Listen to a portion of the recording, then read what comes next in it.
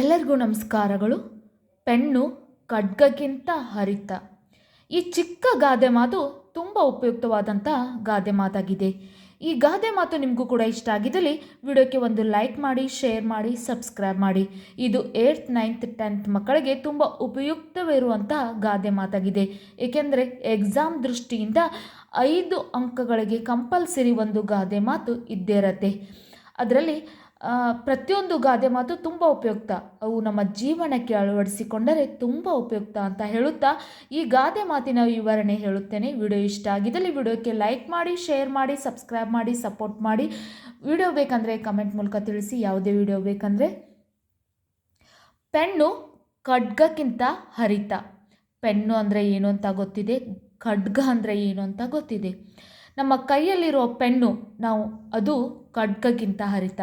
ಆದ್ದರಿಂದ ನಾವು ನಮ್ಮ ಒಂದು ಪೆನ್ನು ಅಂದರೆ ಇದರ ಅರ್ಥ ನಾವು ಏನು ಬರಿತಾ ಇದ್ದೀವಲ್ಲ ಅದು ಖಡ್ಗಕ್ಕಿಂತ ಹೆಚ್ಚಿನದು ಅಂತ ಹೇಳುತ್ತಾ ಮುಂದೆ ವಿವರಣೆ ಮಾಡುತ್ತೇನೆ ನೋಡಿ. ಪೀಠಿಕೆ. ಗಾದೆಗಳು ಸರ್ವಕಾಲಿಕ ಸತ್ಯ. ವೇದ ಸುಳ್ಳಾದರೂ ಗಾದೆ ಸುಳ್ಳಾಗದು ಎಂಬ ಮಾತಿನಿಂದ ನಮಗೆ ಗಾದೆಯ ಮಹತ್ವ ಅರಿವಾಗುತ್ತದೆ. ಗಾದೆಗಳು ಸರ್ವಕಾಲಿಕ ಸತ್ಯ. ವೇದ ಸುಳ್ಳಾದರೂ ಗಾದೆ ಸುಳ್ಳಾಗದು ಎಂಬ ಮಾತಿನಿಂದ ನಮಗೆ ಗಾದೆಯ ಮಹತ್ವ ಅರಿವಾಗುತ್ತದೆ. ವಿವರಣೆ. ಮೇಲಿನ ಗಾದೆ ಮಾತು ನಮಗೆ ಆಯುಧಕ್ಕಿಂತ ವಿಷಯವು ಹೆಚ್ಚು ಪರಿಣಾಮಕಾರಿಯಾಗಿರುತ್ತದೆ ಎಂಬುದನ್ನು ತಿಳಿಸುತ್ತದೆ. ಮೇಲಿನ ಗಾದೆ ಮಾತು ನಮಗೆ ಆಯುಧ ಅಂದರೆ ಖಡ್ಗ, ನಾವು ಯುದ್ಧ ಮಾಡುವಾಗ ಉಪಯೋಗಿಸುವಂಥ ಒಂದು ಆಯುಧ, ಅದನ್ನು ಖಡ್ಗ ಅಂತ ಕರಿತೇವೆ. ಆಯುಧಕ್ಕಿಂತ ವಿಷಯವು ಅಂದರೆ ನಾವು ಏನು ಬರಿತಾ ಇದ್ದೇವಲ್ಲ ಆ ಸಬ್ಜೆಕ್ಟ್ ಹೆಚ್ಚು ಪರಿಣಾಮಕಾರಿಯಾಗಿರುತ್ತದೆ ಎಂಬುದನ್ನು ತಿಳಿಸುತ್ತದೆ.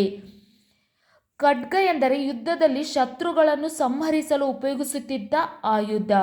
ಖಡ್ಗ ಎಂದರೆ ಯುದ್ಧದಲ್ಲಿ ಶತ್ರುಗಳನ್ನು ಸಂಹರಿಸಲು ಉಪಯೋಗಿಸುತ್ತಿದ್ದ ಆಯುಧ. ಅದು ಸದಾಕಾಲ ಹರಿತ ಚೂಪಾಗೇ ಇರಬೇಕು. ಆದರೆ ಕವಿಗಳು ಅಥವಾ ಲೇಖಕರು ತಮ್ಮ ಲೇಖನಿಯಿಂದ ಬರೆದ ಮಾತುಗಳು ಸಾವಿರಾರು ಲಕ್ಷಾಂತರ ಮಂದಿಯನ್ನು ಪರಿವರ್ತಿಸುತ್ತದೆ. ಆ ಅರ್ಥದಲ್ಲಿ ಮೇಲಿನ ಗಾದೆಯನ್ನು ಬಳಸಲಾಗಿದೆ.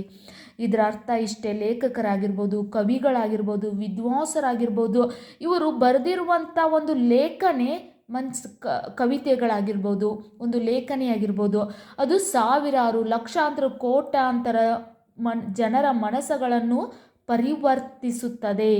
ಆ ಅರ್ಥದಲ್ಲಿ ಮೇಲಿನ ಗಾದೆಯನ್ನು ಬಳಸಲಾಗಿದೆ. ಇದಕ್ಕೆ ಒಳ್ಳೆಯ ಉದಾಹರಣೆ ಎಂದರೆ ಸ್ವಾಮಿ ವಿವೇಕಾನಂದರ ಸಿಡಿಲಿನಂಥ ಸಿಂಹವಾಣಿ. ಅವರ ಮಾತಿನಿಂದ ಪವಿತ್ರರಾಗದವರೇ ವಿರಳ. ಈಗ ಅವರಿಲ್ಲದಿದ್ದರೂ ಅವರ ಮಾತು ಅನೇಕರಿಗೆ ಸ್ಫೂರ್ತಿದಾಯಕವಾಗಿದೆ. ಇದಕ್ಕೆ ಮುಖ್ಯ ಎಕ್ಸಾಂಪಲ್ ಏನಂದರೆ ಸ್ವಾಮಿ ವಿವೇಕಾನಂದರು. ಅವರ ಮಾತುಗಳು ಸಿಡಿಲಿನಂತೆ ಸಿಂಹವಾಣಿ. ಅವರ ಮಾತಿನಿಂದ ಪವಿತ್ರರಾಗದವರೇ ಅಂದರೆ ಅವರ ಮಾತನ್ನು ಪರಿವರ್ತನೆ ಮಾಡಿಕೊಂಡು ತಮ್ಮ ಜೀವನದಲ್ಲಿ ಅಳವಡಿಸಿಕೊಂಡು ಸುಧಾರಣೆ ಆಗದೇ ಇದ್ದವರು ವಿರಳ. ಅಂದರೆ ಎಲ್ಲರೂ ಹೆಚ್ಚು ಸುಧಾರಣೆ ಆಗಿದ್ದಾರೆ, ಎಲ್ಲೋ ಒಬ್ಬರು ಇಬ್ಬರು ಮಾತ್ರ ಅವರ ಮಾತುಗಳನ್ನು ಅಳವಡಿಸಿಕೊಂಡಿಲ್ಲ ಎಂಬ ಅರ್ಥ. ಹೀಗೆ ಅವರಿಲ್ಲದಿದ್ದರೂ ಅವರ ಮಾತು ಅನೇಕರಿಗೆ ಸ್ಫೂರ್ತಿದಾಯಕವಾಗಿದೆ. ಎಕ್ಸಾಂಪಲ್ ಒಂದೇ. ಏಳಿ ಎದ್ದೇಳಿ, ಗುರಿ ಮುಟ್ಟುವವರೆಗೂ ನಿಲ್ಲದಿರಿ. ಇದು ಸ್ವಾಮಿ ವಿವೇಕಾನಂದರು ನೀಡಿರುವಂಥ ಮಾತಾಗಿದೆ.